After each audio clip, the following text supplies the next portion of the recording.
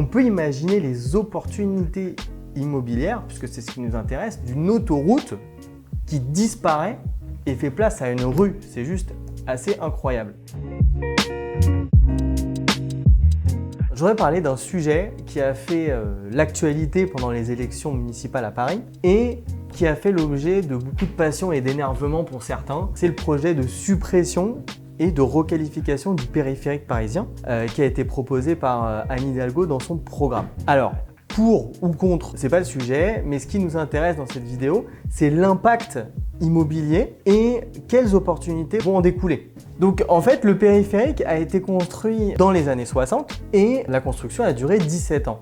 Et ce périphérique a initialement été construit déjà à l'époque pour décongestionner Paris et sa circulation, alors qu'il y avait déjà le métro parisien, qui lui avait commencé un petit peu avant, en 1900. C'est intéressant de se poser cette question, puisque dans le contexte, aujourd'hui, on est sur la décongestion de Paris et pour le coup, on fait l'inverse. Et ce qui est intéressant, c'est de savoir où a été construit ce périphérique. Donc autour de Paris, il y avait à l'époque des fortifications qui ont été construites au 19e siècle et qui étaient finalement très peu utilisées et rapidement obsolètes. Sur ces fortifications finalement qui n'étaient pas utilisées, ça a créé une zone tampon entre Paris et la banlieue, puisque c'était une zone qui était là, mais qui était militaire et interdite de construction. C'était un lieu où se réunissaient les démunis, de l'insalubrité, et à cet endroit, on pouvait rien y faire. Un petit peu plus tard, ces fortifications, donc obsolètes, ont été détruites et la zone a été démilitarisée, et c'est pile poil sur ce tracé qu'on a créé le périphérique, puisque finalement, il y avait de la place, il y avait une muraille.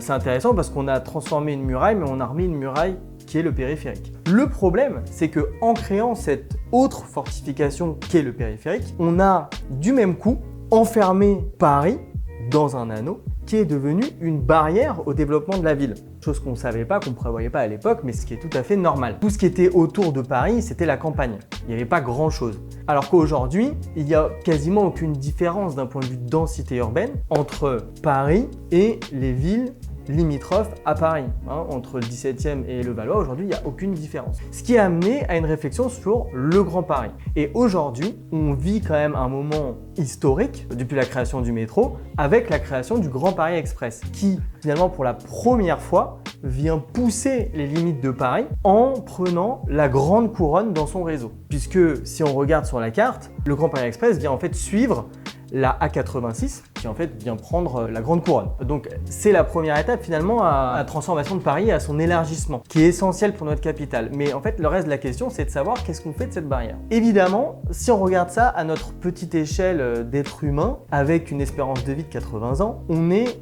embêté par les embouteillages. Mais finalement, à l'échelle de 1 siècle ou 2 siècles, on n'aura plus Paris comme un centre dynamique comme on a aujourd'hui et rien autour. On aura plusieurs petites centralités autour de la ville, comme des petites villes autour de la capitale. Et la question d'aller d'un bout à l'autre sera finalement obsolète, rendant aussi le périphérique obsolète. Quand on regarde des villes qui sont très bien développées comme Londres ou Los Angeles, on y est déjà. Donc d'un bout à l'autre de la ville, vous pouvez mettre 2 heures. Mais on s'en fout, puisque personne ne le fait. Et en fait, on vit autrement. On vit dans son arrondissement, et on vit dans son arrondissement ou les arrondissements qu'il y a autour. Et d'ailleurs, on commence à le voir juste comme ça à Paris, où il y a plein de restaurants et plein de villes autour de Paris, comme Saint-Ouen, Puteaux, Asnières, où il y a des super restaurants qui commencent à avoir le jour. Donc on est vraiment à l'aube de ça. La dernière étape est donc de savoir quelle va être la dernière action qui va réellement faire entrer Paris dans son nouvel écran, qui profitera à des générations à venir.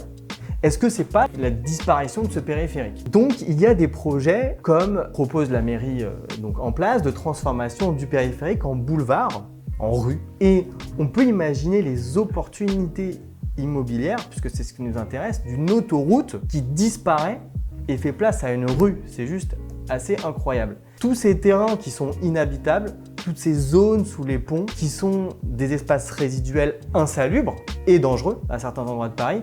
Et d'ailleurs, ça me rappelle quand même quelque chose parce que finalement, on est exactement dans la même situation qu'il y a 1 siècle.